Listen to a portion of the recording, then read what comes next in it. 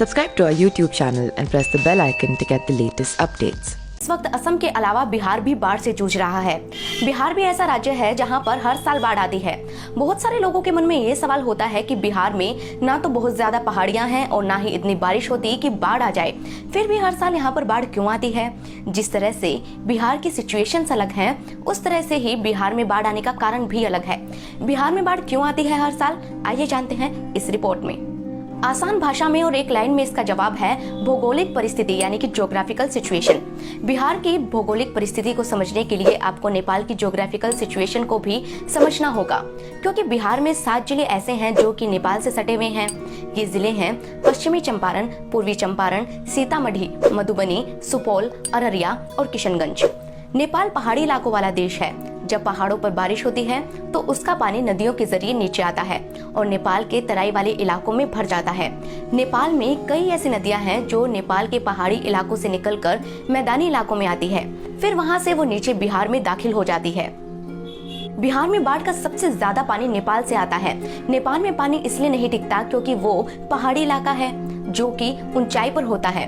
तराई का इलाका निचला इलाका होता है। हालिया साल में ही नेपाल में खेती और उद्योग धंधे को लेकर जंगल काटे जा रहे हैं। जंगल मिट्टी को अपनी जड़ों से पकड़ कर रखते हैं और बाढ़ के तेज बहाव में भी कटाव कम होता है, लेकिन जंगल के कटने से मिट्टी का कटाव बढ़ जाता है। अब ये मिट्टी पानी के साथ बहकर नदियों में जमा हो जाती है। इस वजह से नदियों में बहुत सारी मिट्टी, जिसे हम सिल्ट या फिर गाद भी कहते हैं, वो जमा हो जाती है। सिल्ट की सही तरह से सफाई नहीं की जा रही है। ऐसे में सिल्ट जमा होने के कारण नदी का तल ऊंचा हो जाता है।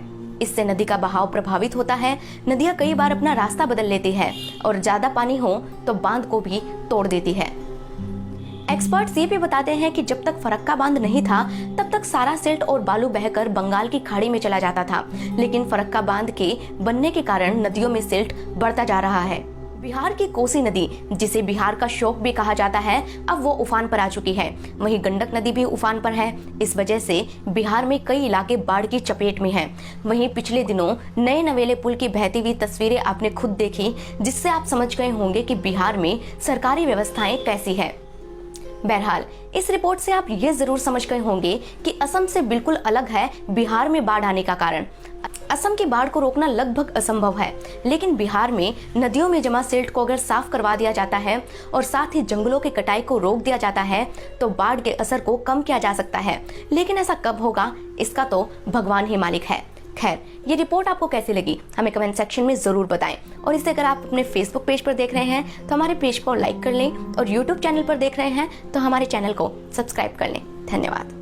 Subscribe to our YouTube channel and press the bell icon to get the latest updates.